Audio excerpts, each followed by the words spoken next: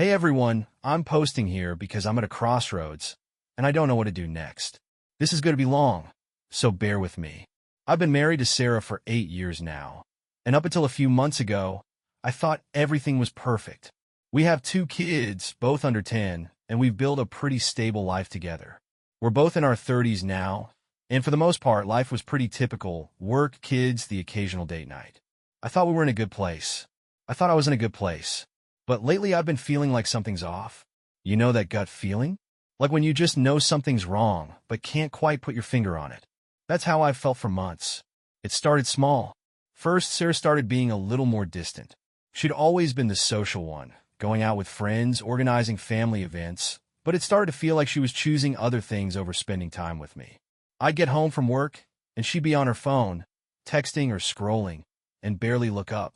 Or when I'd ask how her day was, it felt like she was giving me the bare minimum. No detail, no enthusiasm. Just flat. It was subtle at first. So subtle that I almost convinced myself I was imagining it. Maybe it was just stress. Maybe she was tired from taking care of the kids all day. I mean, she was managing a lot, right? The kids, work, the house. But then it started happening more regularly. She wasn't looking at me the same way. I couldn't even describe it, but there was a change in her eyes. Like she was bored. Detached. I could have sworn I saw a hint of contempt now and then, but I brushed it off. Things were fine, I thought. We were just going through a rough patch. I'd seen couples go through phases like this before. And then there were the girls' nights. At first, they were harmless. She'd go out with her friends for drinks, a dinner here and there. But then the frequency picked up, 2 or 3 nights a week. And they weren't just casual hangouts anymore. She'd stay out late. I'd ask what she'd done, and it'd be a vague answer. Just hung out.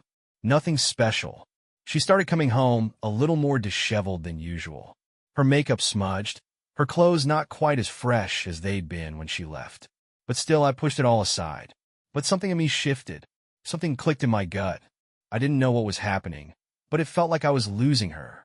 So, here's where things took a sharp turn for me, and where everything started to unravel. I never thought I'd be the guy to snoop, but here we are. It all started about 2 weeks ago. I got home early from work one day, just a random Wednesday, and as usual, Sarah was in the living room, phone in hand, barely paying attention to the kids. The thing that caught my attention, though, was how she quickly shoved her phone into her purse as soon as I walked in. Now, in the past, she'd never been secretive with her phone. We had our shared passcodes, and we'd go through each other's phones without thinking twice. So her reaction was odd, a little too quick. At first, I thought maybe I was reading into it. Maybe she was just having a private moment, I don't know. But later that night, I couldn't shake the feeling that something was off. As she went to bed, her phone was left charging on the kitchen counter. Normally, Sarah was always glued to it, but tonight, she didn't take it upstairs with her. She barely looked at it after dinner. Now, I'm not proud of what happened next, but I ended up checking her phone. I'm not even sure what I was expecting. Maybe just a little reassurance. Maybe a random text from a friend that would put my mind at ease. But no, I found a thread of messages that stopped my heart. It was with some guy named Ryan. I didn't know who he was, and his name wasn't one I'd ever heard before. At first, it just seemed like friendly banter. But as I scrolled through the messages, the tone changed. There were mentions of "I can't wait to see you again," and "last night was amazing," followed by a string of heart emojis. It wasn't just flirting, it was way more than that. The texts grew increasingly intimate, detailing what they had done together the night before. One message caught my eye, and I had to read it 3 times to make sure I wasn't seeing things. "I can't stop thinking about you. That was the best sex I've had in ages. Can't wait for round 2. My blood ran cold.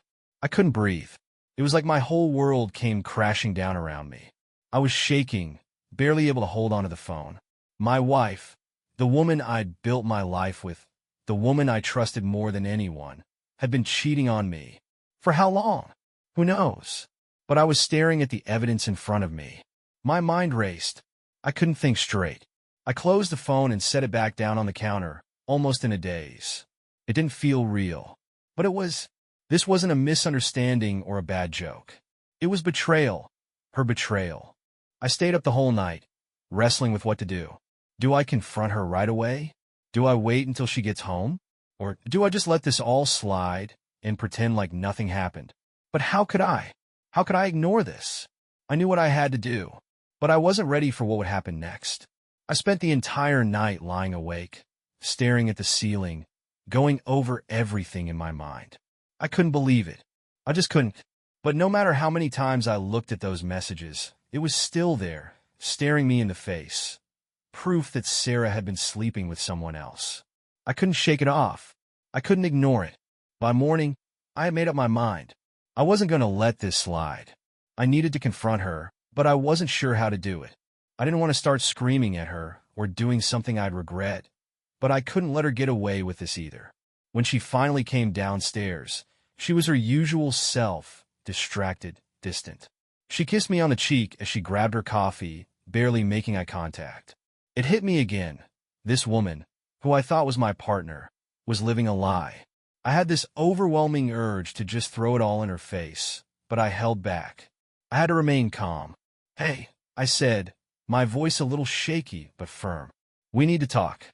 Her eyes flickered up, but only for a second, before she quickly turned back to her phone. "What about?" she asked, barely sounding interested. "Sit down," I said, trying to keep my voice steady. "We need to talk about Ryan." She froze. The name hit her like a ton of bricks. For a split second, I saw panic flash in her eyes before she quickly masked it with her usual bitchy expression. "Ryan," she said, trying to play it cool. "What about him?" "Don't play dumb, Sarah," I snapped, finally losing the little bit of control I had. "You've been sleeping with him, haven't you?" She stared at me for a long moment, like she was deciding whether to lie straight to my face or admit what I already knew. Then she smirked, a look of complete disdain crossing her features. "No," she said with a huff, crossing her arms. "You're just paranoid. Ryan's a friend from work. I told you about him. I didn't buy it." "Cut the crap, Sarah." I saw the texts. "The ones where you tell him last night was the best sex you've had in ages. Don't lie to me." Her eyes widened for a split second, and then she quickly recovered, putting on a defensive posture. "Those were just stupid texts. It's nothing, okay? You're overreacting. I don't even know why you're making this into a thing." I felt like I was going to lose my mind. How could she sit there, looking me in the eyes, and lie like that? "Really? Best sex is nothing to you? You've been sleeping with him, haven't you?" I pushed again, my voice rising despite myself. She leaned back in her chair and rolled her eyes. "Oh my God, you're impossible. I didn't sleep with him. Not like you think. It's not like that, all right? It's just some stupid fling. It means nothing, and you need to relax. I can't believe you're making such a big deal out of this." A stupid fling? That's all she had to say? I was fuming. I could feel my chest tighten with anger, the betrayal digging deeper with every word she said. "So what? You're telling me I'm crazy for thinking you're cheating when you're literally texting this guy about the sex you've had with him? Tell me, Sarah, what part of this isn't cheating?" My voice was shaking now, but I was beyond caring. She sighed dramatically, throwing her hands up. "You're so exhausting. I don't even know why you care so much. It's not like it changes anything. You're so suffocating. I'm allowed to have some fun, okay? I don't need to answer to you." It was like she was twisting the knife. "Fun? Is that what this is to you? Fun?" I couldn't believe it. I could see it in her face. The lack of guilt, the complete disregard for me. And just like that, the wall came crashing down. My heart was in pieces, and yet I was standing there, staring at her like I'd never seen her before. "I'm done, Sarah," I said quietly, the words coming out before I could stop them. "I'm done. If you're not going to take this seriously, then I'm done." Her face softened for just a second, but then she scoffed, rolling her eyes again. "Oh, so now you're pulling the I'm done card? Grow up. You're being ridiculous." I didn't say another word. I couldn't. I grabbed my jacket, and before she could say anything else, I walked out. I don't even remember driving after I left the house. My mind was a whirlwind of emotions. Anger, disbelief, sadness. Mostly sadness. I kept thinking about everything Sarah had said, the way she dismissed me, how easily she lied and brushed me off. I pulled over to the side of the road and sat there for what felt like hours. My hands were shaking, and I had to wipe my face a couple of times. I didn't want to cry, but I felt like I was being suffocated by the weight of the betrayal. I thought about our kids, about everything we had built together, and I couldn't make sense of any of it. How could she do this to me? How could she lie to my face after everything we'd been through? Eventually, I ended up at a bar. Not somewhere I'd planned to go, but it felt like the only place I could be alone with my thoughts. I ordered a drink, took a seat in the corner, and tried to process what had happened. I told myself I wasn't going to let her break me, that I was stronger than this. But deep down, I knew it wasn't just the affair that hurt. It was the fact that she never cared enough to try and fix things with me, to talk to me before it ever got to this point. She had chosen someone else, someone who wasn't me, and I felt so damn foolish for not seeing it sooner. The anger didn't help. I wanted to scream. I wanted to punch something, anything. I wanted to confront her again, to make her see how much this hurt. But the reality was that she didn't care. The Sarah I thought I knew was gone, replaced by someone cold and indifferent. I kept telling myself that I had to stay calm, that I had to think logically. But every time I thought about those texts, about her reaction, about her complete lack of remorse, my chest tightened. I could barely breathe. When I finally made it back home later that night, the house was quiet. The kids were already asleep, and Sarah was sitting on the couch, scrolling through her phone. She didn't even look up when I walked in. I stood there for a minute, just staring at her. Part of me was still waiting for her to show any sign of guilt, any recognition of what she'd done. But she didn't. She just kept scrolling like nothing had happened. "Sarah," I said, my voice shaking slightly. "We need to talk." She finally glanced up at me, her face expressionless. "About what?" "We already talked. I told you you're overreacting. I'm tired of this."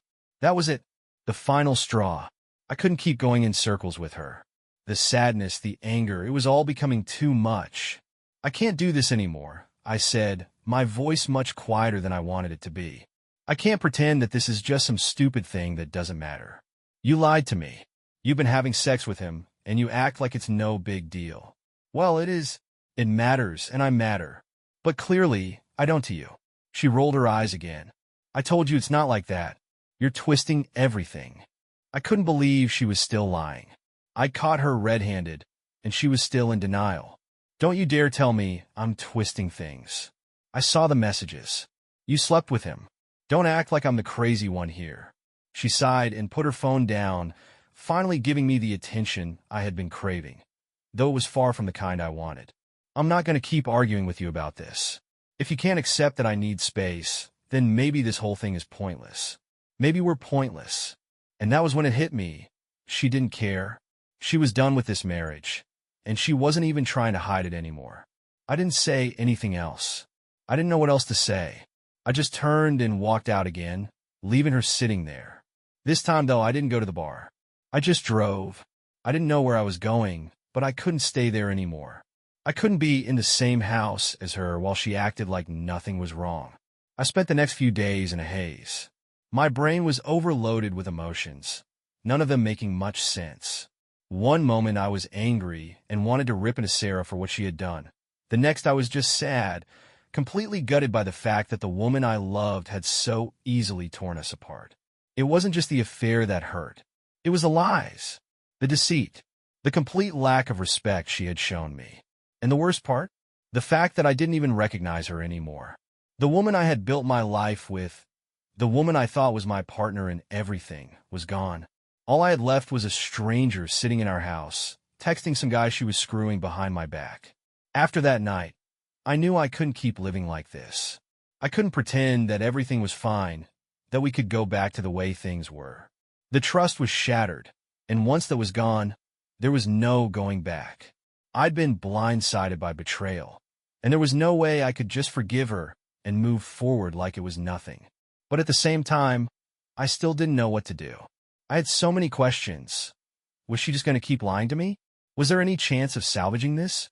Did I even want to salvage it? I'd asked myself over and over, but the answer didn't come. What was clear, though, was that I couldn't stay in a marriage where I wasn't respected, where I was constantly second-guessing every little thing she did. I couldn't keep sacrificing my own happiness for someone who didn't give a damn about me anymore. And so, after a long, sleepless night of thinking, I finally made the decision. I went back to the house that weekend, but this time I was determined to have the conversation that needed to happen. When I walked in, she was sitting on the couch again, phone in hand, looking like she was trying to act as if everything was normal. But the air between us was thick with tension, so much so that it felt like I was suffocating. I could tell she wasn't even going to pretend that this wasn't happening anymore. "Sarah," I said, my voice steady but firm. "We need to talk. Again." She didn't even look up at me. "What now, Jake? Can't you see I'm busy?" I didn't let it slide this time. "No, I can't. I need you to listen. I've been thinking about everything, and I'm done. This whole thing is over." She didn't flinch, but I could tell she wasn't expecting this. She slowly looked up at me, her face cold, but I saw something else there too. A hint of fear, maybe. But she wasn't going to show it. "What the hell are you talking about?" "I'm talking about our marriage," I said. "I'm done pretending that this is okay. I can't do it anymore. You've betrayed me. You've lied to me. And frankly, I've had enough. I deserve better than this." Her eyes narrowed, and she stood up, getting defensive. "You think this is all my fault? You think I wanted this to happen? You've been distant too, you know. It's not like I'm the only one who made mistakes here." I let out a bitter laugh. "Don't pull that crap on me, Sarah. This isn't about me being distant. This is about you cheating on me. You sleeping with someone else behind my back. That's not something you fix by talking about it or pretending it didn't happen." Her face turned red. "So, what? Now you think you can just walk out of here and act like you're the saint? Like you didn't contribute to this marriage falling apart?" "I didn't cheat on you," I said, my voice hardening. "I didn't lie to you and disrespect you. I didn't make a choice to be with someone else. I'm not the one who did that, Sarah. You are." The room fell silent for a moment, and I could see her trying to formulate a response. But for once, she didn't have anything to say. Her expression was a mix of anger and frustration, but also, finally, a flicker of guilt. But it was too little, too late. "I'm not doing this anymore," I said, my tone final. "We're done. I'll figure out the details later, but this is it." She stared at me for a long time, as if she couldn't quite believe what I was saying. But when she finally spoke, it was almost a whisper. "So that's it? You're just going to give up on us?" I nodded. "Yeah, I am. You gave up on us a long time ago." And with that, I walked out of the room. The house felt empty after that conversation. It's strange how silence can feel like a weight, especially after a fight like that. I had made my decision. Walking away wasn't easy, but it was necessary. I needed space to clear my head, to process everything that had happened. I stayed with a friend for a few days, which gave me the physical distance I needed, but the emotional turmoil was still there. Every time I closed my eyes, I could see Sarah's face, her cold indifference. The way she dismissed me, like I didn't even matter to her. It was suffocating. But in that silence, something started to shift. I realized that I was holding on to a version of our marriage that no longer existed. I had been trying to fix something that at its core was broken. It wasn't just the affair. It was everything. The distance, the lack of communication, the way we had both let things slide. I couldn't blame it all on Sarah. I had to look at my own role in all of it too. It didn't make the pain of betrayal any easier to bear, but it was a moment of clarity. I was angry at Sarah, of course, but I was also angry at myself for not seeing the warning signs earlier, for not addressing the growing distance between us before it turned into something ugly. I spent the next few days talking to close friends and family, trying to figure out what my next steps should be. They all had different opinions. Some told me to give it time, to try and work things out with Sarah. Others said I was better off cutting my losses and moving on. The thing was, I didn't know what I wanted. I still didn't. But I did know one thing. I wasn't going to let this consume me. I couldn't keep living in this emotional limbo. I had to take control of my own life, whether or not Sarah was in it. Eventually, I returned home to gather some things and figure out the logistics of separating. As I walked through the front door, I saw Sarah sitting on the couch, her head down, staring at her phone. She looked up when she heard me, and for the first time, I saw something different in her eyes, a flicker of vulnerability. "Jake," she said quietly, "can we talk?" I wanted to say no. I wanted to tell her I was done with the lies, that there was no point in talking anymore. But something held me back. Maybe it was the fact that I still had some feelings for her, or maybe I just wasn't ready to fully let go. I didn't know. "I'm listening," I said, trying to keep my tone neutral. She sighed, her shoulders slumping. I'm sorry. I know that doesn't fix anything, but I'm sorry for what I did. I've been a mess, and I don't even know how to explain it. I made a huge mistake. For a moment, I was taken aback. It wasn't the kind of apology I had expected. It wasn't dramatic or defensive. It was real, I guess. At least it seemed that way. I don't know if that makes a difference, Sarah, I said, struggling to keep the emotion in my voice at bay. You broke my trust. You betrayed me, and it's not something I can just forget. She nodded, her eyes welling up. I know I hurt you, and I'll never be able to make it right, but I want you to know that I'm sorry. I don't want to lose you. I don't want to lose this family. Her words hit me harder than I expected. It wasn't just about us anymore.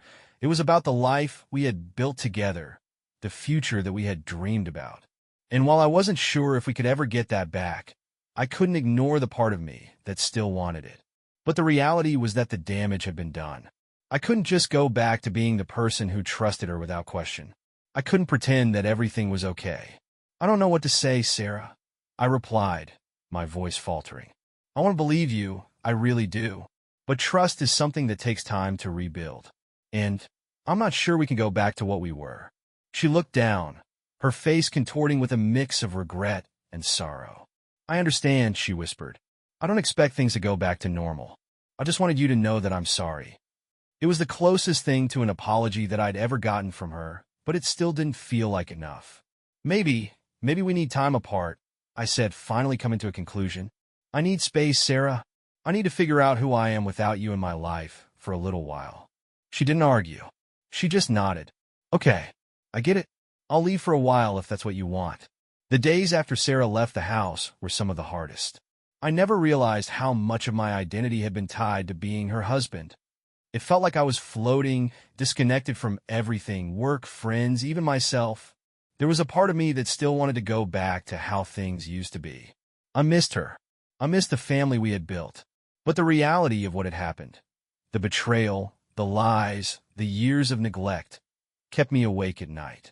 The first few nights in the empty house were brutal. The silence was deafening. I couldn't help but remember all the little moments that had once felt so right. The way we used to laugh together, the plans we had made for the future. And then there was the sharp pain of knowing that all of it was shattered, irreparably broken. I started to keep a journal, writing down my feelings. It felt like a way to purge the raw emotions I couldn't express to anyone else. I wrote about the anger, the disappointment, but also the confusion. I couldn't understand how we had gotten here. I thought we were in a good place, and yet I had missed all the warning signs. I kept wondering if there was something I could have done differently, but the truth was I was just as lost as she was. We had both failed each other. I reached out to a therapist. At first, I wasn't sure what to expect. I had always been a figured-out-on-my-own kind of guy, but the weight of everything was starting to crush me. Talking to someone who could offer a neutral perspective helped. It wasn't about blaming Sarah anymore. It wasn't even about blaming myself. It was about understanding what had gone wrong, learning how to heal, and finding the strength to move forward. Therapy was uncomfortable at first, but it opened up a lot of things I hadn't been ready to face. One of the biggest things I learned was that I had been living in a state of denial for years, avoiding tough conversations, avoiding the discomfort of truly facing our relationship problems. Sarah had her faults, but I wasn't innocent in all of this either. I had become complacent, passive, and I wasn't meeting my own emotional needs, let alone hers. As I started working through my own feelings, something began to shift inside me. I stopped focusing on what Sarah had done to me and began to focus on what I needed to do for myself. It was hard, but I started to reclaim my sense of self. I took up old hobbies, things I had neglected when I had been consumed by the routine of family life. I reconnected with friends who had been pushed to the sidelines while I was lost in my marriage. Slowly, I started feeling like me again. One night, I sat down with a glass of wine and reflected on everything I had learned in therapy, the changes I was making. I had come a long way from the broken man who had walked out of that house months ago. It felt strange to acknowledge, but there was a part of me that was beginning to feel stronger, more whole. I still missed the idea of a family, of the life I had once envisioned. But I wasn't going to chase a version of life that no longer existed. I realized that healing wasn't about fixing the past. It was about accepting it, accepting that I had been hurt, that it was okay to grieve, but also accepting that I deserved more. The hardest part was letting go of the resentment. I hated that Sarah had broken my trust, but I had to stop letting that anger define me. It was keeping me stuck, and I didn't want to be stuck anymore. The truth was, I didn't know what the future would hold. Maybe Sarah and I could find a way to work things out, maybe not. But I knew one thing for sure. I was going to be okay. I was going to take the lessons I'd learned from this experience and grow stronger from them. I would never be the same person I was when I walked into that marriage, and maybe that was a good thing. As time went on, Sarah and I remained in contact, mostly regarding the kids and the practicalities of our separation. There were moments when I was still angry, when I still wanted to scream at her for what she had done, but those moments became fewer and farther between. It was hard to accept, but I finally understood that this wasn't the end of the world. It was the end of a chapter, sure, but there was more to my life than just that. Time moved slowly after that. Healing wasn't linear. There were good days and bad days. Some mornings, I woke up feeling like I had taken a giant step forward, and other times I felt like I was back at square one. It's like the scars were always there, even when I thought I was doing okay.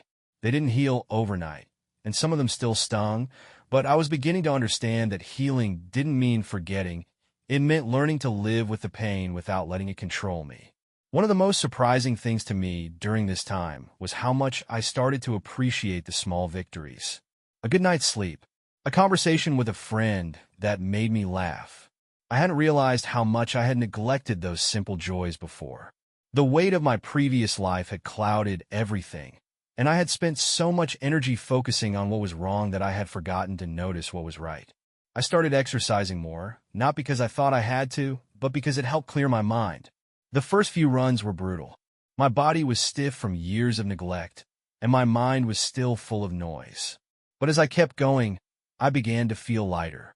I could see small changes in my body, my mood, my attitude. It was like I was rediscovering the person I had been before I got married. I remembered the man I used to be, the one who had dreams and ambitions that weren't tied to someone else's expectations. My friends were a huge support during this time. They reminded me of who I was outside of my marriage. I realized how much I had given up over the years, my hobbies, my interests, my passions, all for the sake of making the relationship work. And while I didn't regret the time I'd spent with Sarah, I couldn't help but feel a sense of relief when I started doing things for myself again. I started painting again, something I hadn't done in years. I dug out my old guitar from the back of the closet and began to strum it just to see if I could still play. A few months had passed when I had an unexpected moment of clarity. I was sitting at a cafe, looking out the window, and I thought about everything that had happened. The affair, the confrontation, the pain, the healing. It all hit me like a wave. But this time, it wasn't a wave of anger or sorrow. It was a wave of understanding. I had learned so much about myself. I had learned that I was resilient, that I could survive heartbreak, that I didn't need someone else to complete me. I was enough on my own. For the first time in months, I felt genuinely proud of myself for getting through this. I was still a work in progress, but I was no longer defined by the betrayal. I wasn't just the guy whose wife had cheated on him. I was Jake, someone who had endured something painful, but was still moving forward. Around that time, I decided to try dating again. It wasn't because I was looking for a rebound or trying to replace Sarah. It was because I realized that I was ready to open myself up to the possibility of love again on my terms. My first date was awkward, to say the least. I found myself comparing every woman to Sarah, which was unfair to both of us. But I kept going. I kept putting myself out there. And slowly, I began to remember what it was like to connect with someone in a new, fresh way. Dating didn't feel like a desperate search for validation anymore. It felt like an opportunity to learn more about myself and what I wanted in a partner. But even with all the progress, there were moments when I was still haunted by the past. I would see Sarah at the kids' soccer games, or when we had to discuss some logistics for the house. Every time I saw her, a part of me wanted to revert to the old anger and resentment. It was hard not to feel bitter about everything she had done, but I realized that I couldn't let that bitterness consume me. I had to accept that Sarah and I would never be the same. She wasn't the woman I had married, and I wasn't the man I had been before. We were both different now, and though the pain of betrayal still lingered, I had come to understand that the only way to truly heal was to forgive. Not for her, but for me. Holding on to the anger only hurt me in the end. I had a conversation with Sarah not long after that. It wasn't about us getting back together. It wasn't even about the affair anymore. It was about finding a way to co-parent, to navigate this new life we had created. It was a civil conversation, surprisingly. There were still raw feelings, but we talked about our kids and the future in a way that didn't feel like it was clouded by the past. I didn't know if Sarah and I would ever be friends, but we could at least be cordial for the sake of our children. That felt like progress. It felt like I was learning how to move forward. It had been over a year since Sarah and I decided to separate. Life had settled into a new rhythm, though it wasn't without its challenges. I had moments when I still felt the weight of the past, but I was learning how to carry it differently. The rawness of the betrayal had faded into a dull ache, something that still lingered, but no longer controlled my thoughts. I had come to realize that my healing was no longer tied to Sarah or the marriage. It was about me. It was about reclaiming the pieces of myself that had been lost. I found myself in a place where I could finally appreciate the solitude, the independence. It was like waking up from a long sleep, realizing that I could take care of myself, that I didn't need someone else to validate me. For so long, I had been intertwined with someone else's needs and expectations that I forgot how to listen to my own. Now, I was learning how to do just that. Therapy had been a game changer for me. It wasn't about fixing what was broken, but understanding what I had learned from it all. I still saw my therapist regularly, but now, the sessions weren't filled with endless streams of pain or questions about Sarah's betrayal. They were more about me. What I wanted for the future, what I had learned about my own resilience, how I could ensure that I didn't repeat the same patterns in future relationships. I started feeling more confident in my ability to navigate life on my own. For the first time in a long time, I didn't feel like I was just going through the motions. I was truly living. One day, I met someone new. Her name was Lily. I wasn't looking for anything serious, just someone to have a casual conversation with over coffee. But the moment we started talking, something clicked. She wasn't like Sarah. There were no expectations or pretenses. We simply connected over shared experiences and interests. It felt refreshing to meet someone who was real, someone who was just as interested in my story as I was in hers. Lily had a quiet confidence about her, something I admired. She was a person who didn't need to be loud to be heard. She wasn't perfect. None of us are, but there was something about her presence that felt calming. We didn't talk about past relationships or baggage. Instead, we focused on the present. The things we liked, the dreams we still had, the lives we were trying to build on our own terms. In the beginning, I was cautious. I was scared of getting hurt again, of jumping into something too quickly.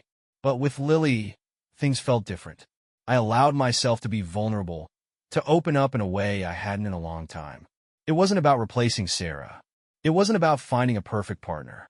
It was about experiencing life with someone who respected me and who was open to the possibility of where things could go. For the first time, I found myself thinking about a future again, not one that was dictated by what I had lost, but one that was shaped by the lessons I had learned. I was no longer carrying the weight of resentment or bitterness. I was learning to embrace the beauty of new beginnings. The more I spent time with Lily, the more I realized that I wasn't looking for someone to complete me.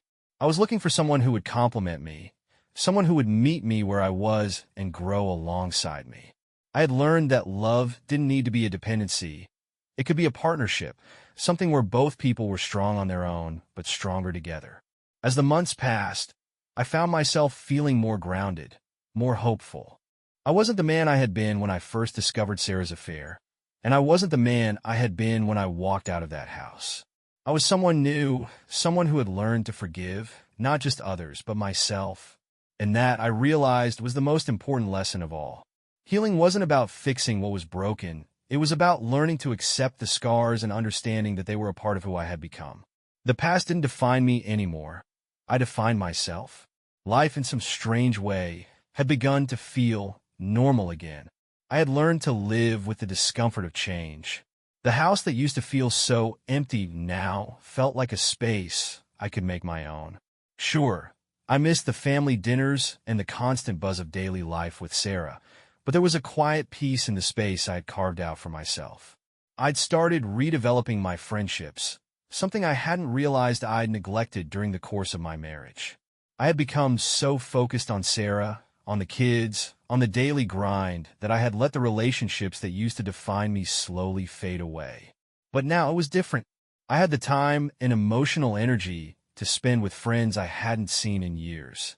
The first time I went out with a group of old college buddies, I couldn't believe how much I'd missed this part of myself. We laughed about old stories, teased each other about stupid things we'd done when we were younger, and just enjoyed the simplicity of good company. For the first time in a long time, I felt like the Jake I had been before I met Sarah, fun, carefree, and full of possibility. And then there was Lily. We had started seeing each other more regularly, and I had to admit, I was falling for her. It wasn't a rebound. It wasn't something to fill the void left by my marriage. Lily was just easy. There was no pressure. There was no need to perform or live up to any expectations. We just enjoyed each other's company, and I realized that I had missed that feeling, just being with someone, no strings attached, no illusions about what the future would hold. One night, after dinner and a movie, Lily and I sat on the couch in her apartment, talking about everything and nothing at the same time. She was telling me about her dreams of traveling more, seeing the world. I could see the passion in her eyes, the excitement for what was to come. For the first time, I found myself opening up about my own dreams that had been buried beneath the weight of my past for so long. I used to dream about writing a book, I said, almost absent-mindedly. But I never really did anything about it. I guess I thought there wasn't enough time, or I didn't have anything worth saying. Lily raised an eyebrow, intrigued. Why didn't you?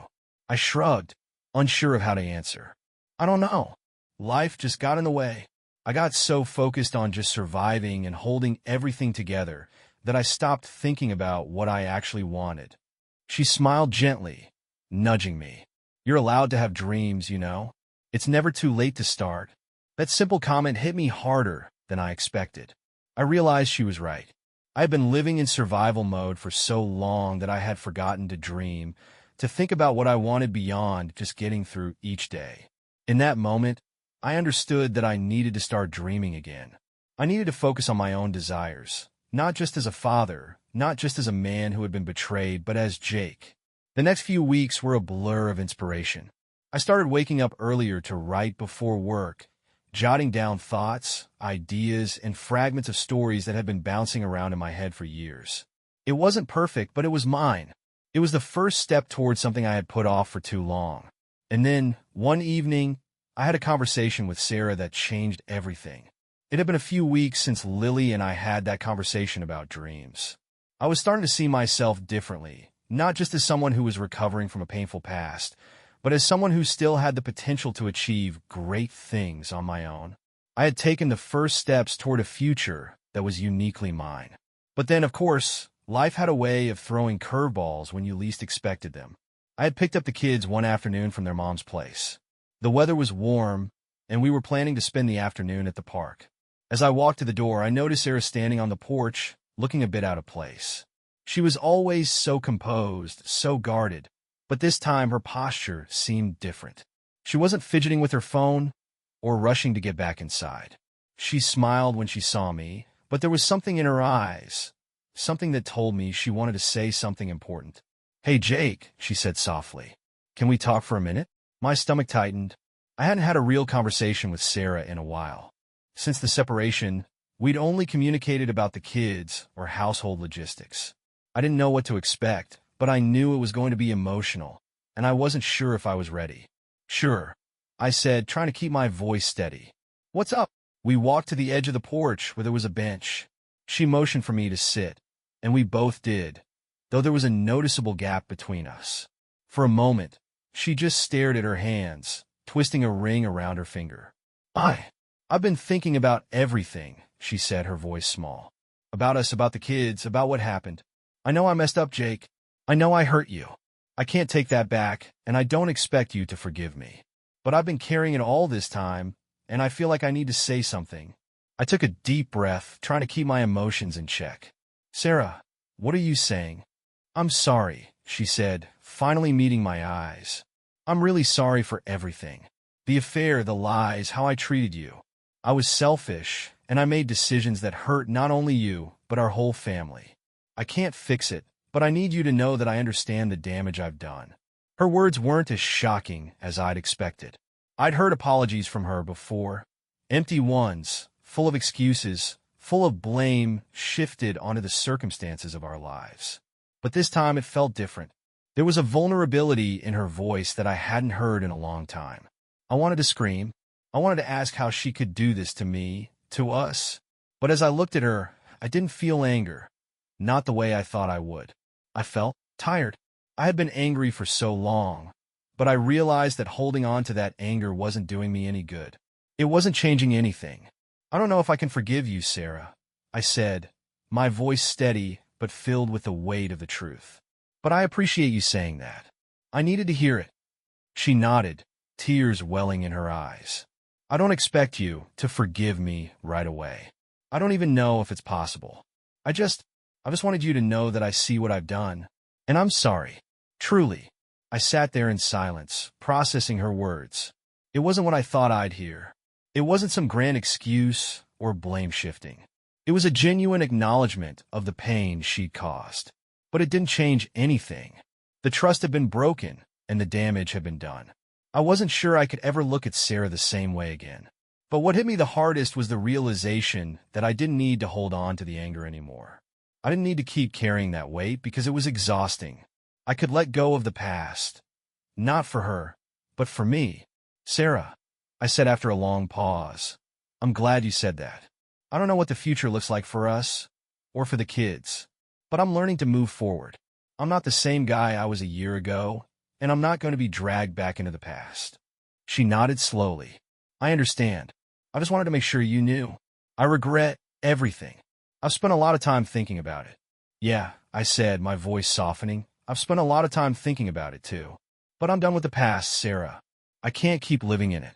We sat there for a few more moments, and then I stood up.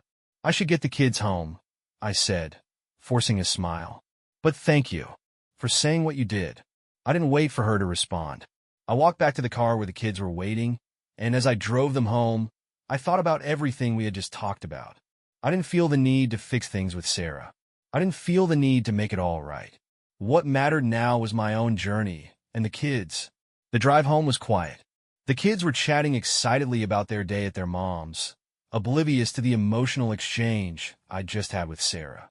I appreciated their energy, their innocence. It reminded me that, no matter what had happened between Sarah and me, we still had to be parents. That was our responsibility, and no amount of emotional turmoil could change that. Once we got home, I focused on getting the kids settled in for the evening. We had dinner together, pizza, their favorite, and watched a movie. It felt comforting to be with them, to feel a sense of normalcy that, despite everything, was still there. After putting them to bed, I sat in the living room, feeling an overwhelming sense of exhaustion. I wasn't angry at Sarah anymore, not the way I used to be. The years of built-up resentment had slowly faded. And though it didn't mean I'd ever forgive her or forget what happened, it did mean that I could finally breathe a little easier. But even though the anger had started to dissipate, the truth of what she'd done still stung. I couldn't pretend that everything was fine, just because I had made peace with it. It was hard to explain, but I felt like I was shedding an old skin. I wasn't the same person I had been, and that was the first step toward fully embracing the next chapter of my life. That night, I couldn't sleep. My mind kept racing, reliving the past, pondering what would come next. I kept thinking about Lily, too. Things had been going well between us, and I appreciated her company more than I could express. She had given me a sense of stability I hadn't realized I'd been missing. She was patient, kind, and understanding. But I had to wonder, was I truly ready for a new relationship? Could I let myself fall in love again after everything I had been through? I decided that I needed to talk to Lily about all of this. I couldn't keep pretending that everything was perfect. I was in a better place emotionally, but I had to make sure that I wasn't rushing into something just because it felt good in the moment. I wanted to be honest with myself and with her. The next day, I called her and asked if she wanted to meet up. We decided to grab coffee at a local cafe. When we sat down, I didn't waste any time. I wanted to be open, to lay everything out on the table. Lily, I really like you. I started, looking in her eyes. But I need to be honest with you. I'm still working through a lot of things from my past. I don't want to hold you back, but I don't know if I'm ready for something serious yet. Lily took a deep breath, but she didn't seem upset or surprised. Instead, she nodded thoughtfully. Jake, I understand. You've been through a lot, and I don't expect you to jump into anything before you're ready. What matters to me is that we're real with each other. We don't need to rush. We can take it one step at a time. Her response was exactly what I needed to hear. There was no pressure, no judgment, just understanding. It felt like a weight lifted off my chest. It wasn't that I didn't want something serious with Lily. It was just that I had to be sure I was fully ready, that I was healed enough to open myself up to the possibility of real love again. We spent the next few hours just talking about our lives, our goals, and where we saw ourselves in the future. It was refreshing to have a conversation without the baggage of expectation hanging over us. I realized that Lily wasn't trying to replace anything from my past. She was simply giving me the chance to build something new, on my own terms. As we parted ways that afternoon, I felt a sense of peace that I hadn't experienced in a long time. There was no rush, no pressure, just a connection that felt right. The days that followed were a blur of small moments of clarity. I spent more time writing, focusing on my book. I went to the gym more often, not just to get in shape, but to feel good about myself. I reconnected with old friends, laughing about stories we hadn't shared in years. I was living for myself, and it felt freeing. But even as life moved forward, I couldn't shake the realization that I was still carrying pieces of the past with me. I had told myself that I was done with Sarah, that I was moving on. But there were moments, small moments, when I wondered if I was truly healed, if I could truly move forward without the shadow of betrayal still lingering in my mind. One evening, as I sat in front of my computer, writing the next chapter of my book, I had an epiphany. The pain, the betrayal, it wasn't something I could just forget. But it wasn't something that had to define me either. It had shaped who I was, yes, but I had the power to choose how I let it affect me. I could learn from it, grow from it, and move forward, no longer as a man defined by loss, but as a man who had reclaimed his life. I wasn't looking for closure, and I wasn't waiting for some grand reconciliation with Sarah. What I was looking for was peace, and I had to find that within myself. As the weeks turned into months, I started to feel like I had a clearer sense of who I was. I wasn't just a divorced man or a victim of betrayal. I was Jake, the guy who had been knocked down but refused to stay down. The guy who still believed in the possibility of love, of growth, of new beginnings. Lily and I continued to spend time together, but it was slow. I didn't feel the need to rush anything. We were both figuring out who we were, both as individuals and as potential partners. And that I realized was okay. Sometimes the best things in life couldn't be rushed. As for Sarah, we continued to co-parent. It wasn't always easy, and there were times when old tensions flared up. But we had both made a conscious decision to prioritize the kids, and that meant leaving the past where it belonged, behind us. In the end, I had learned that the most important relationship was the one I had with myself. Only by understanding and accepting who I was, by learning to forgive myself and move on, could I truly be ready for whatever came next. Looking back, I realized that the hardest part wasn't the betrayal, or the pain, or even the anger. The hardest part was letting go. Letting go of the life I thought I'd have. Letting go of the future I had planned with Sarah. But once I let go, something amazing happened. I found myself again. I found my voice, my confidence, and my dreams. And I found the courage to move forward, without fear, without looking back. To anyone who finds themselves in a similar situation, betrayed, lost, confused, I want you to know this. It's not the end of your story. It's just the beginning of a new chapter. Take your time. Heal at your own pace. And most importantly, don't let anyone define your worth but you. You are enough, and you can and will rebuild stronger than before.